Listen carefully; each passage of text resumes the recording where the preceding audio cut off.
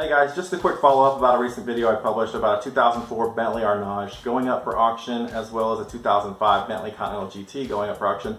Both cars at no reserve, and whatever the hammer dropped at, that's the selling price. So it was going to be interesting to watch those. I posed the question, which car is going to sell for more? Now, the Continental GT Coupe has 80,000 miles, a little over 80,000 miles on it, whereas the Arnage has around 30,000 miles. But the Arnage is a little bit more dated. The Continental GT is a more modern car developed under Volkswagen after they gained ownership of the companies. So I said leave a comment on what you think was going to sell for more, and it was pretty much unanimous. Everybody thought that that Continental GT was going to go for more. David Mulligan, Mark Luff, the regular commenter on the channel, and Gotrian Sealer said that GT was going to sell for more. iLucaTube went a step further and said that the GT was going to bring $10,000 more than the Arnage, while Taibu made the comment, less doors equals more money. It's a sort of a collector car adage that you hear at auctions like this. And a guy named Sam said, how do I get a second set of keys for a 1999 Seraph? Apparently my video looks exactly like the Google homepage, but Sam, I'm going to tell you, you might want to check out a dealership.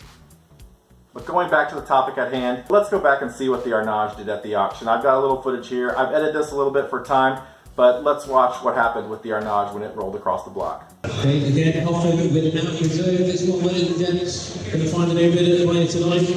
10,000, okay. 10,000. 15,000. 20. 20,000 is bid. We're at 22. 25 is bid. Here at 25, 28. 28 is bid. Here at 28. 29,000. 29, give me the same in the back side. You want to give it 30. 30,000, he's behind you now. 30,500 dollars. Behind you on 31. 31. 31.5. 31.5. 31.5 it is. 32. 32,000 he's bid. At 32 in the front, you have behind there the bid at 32,000. It's on sale at 32. Here then for the first time in the front at $32,000. The second time at $32,000. Here. Third and final time, and it's on sale in the front at is that a bid, sir? 32.5, back in at 32.5. What about 33? 33,000 on the front row again, against you in the margin. The bid's at 33. We're at 33,000 then. We're selling in the front again for the first time at $33,000. Only the second time at $33,000. The third and final time. Sold this way at 30. So as you can see, the hammer dropped at $33,000. With the 10% auction fee, the total came to $36,300. So the selling price on this car was $36,300, which I thought was actually strong money for this car, having known about the condition of the car. Like I said, it had around 30,000 miles on it, but it was a little rough around the edges. There were some areas of concern and some red flags on it. Now maybe the fact that it was a T24 added a little bit of value to it, but I think that was really strong. Now let's take a look at see what the Continental GT did at the auction. I sped this one up even more. Flight number 64, 2005 Bentley Continental GT. 18 I have. What about 20 down the bid to $18,000? Now 20 bid. 22 in the back with you, sir. $29,000 is back in your house, sir, I'm afraid. Yes! Yes! 29. Oh my God! 29,000. For the first time at 29,000. Second time at 29,000. Third and final time. Sold in the back there, 29,000.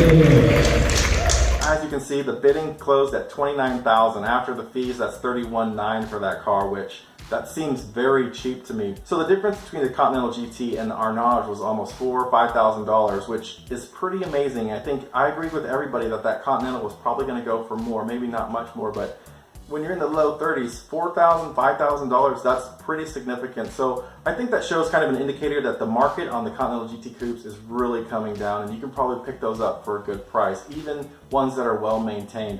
The specialist who works on my car recently told me that one of his customers purchased a 2008 Continental GTC, which is the convertible, and paid $37,000 or $38,000, and he said that car was in great condition. I'm not sure of the mileage on it. Apparently you can see that these cars are definitely coming down in value, and it's a good time to snag one up at a great deal. Upon some further research, I found out that this Continental GT had been listed at 2 or 3 other auctions this year and last year. It was listed at Barrett-Jackson in 2017, and also it was listed at Mecum Auctions just a week before this one with the exact same selling price. As always, I put the VINs of these vehicles in the description, so if anybody is searching for these cars or looking at them or doing research, these videos will pop up and you can see that this car has a history of being passed around at auction. So I don't know if that's indication that something's wrong with it or if it's just being traded among dealers, but I want to make that information available. In the end, the result of that auction is very interesting to me. I like that it's got strong money on a T24 right now. Hopefully those cars will continue to maintain their value and maybe even appreciate at some point. So there you have it, that's the follow-up. If you guys come across any interesting auctions or see any interesting Bentley or Rolls-Royce cars going up for sale, do send them to me. Let me know in the comments below what you thought of the results of this auction, or if you just have any other questions, leave them down below. Be sure to give the video a thumbs up, subscribe to the channel if you haven't already, and thanks for watching.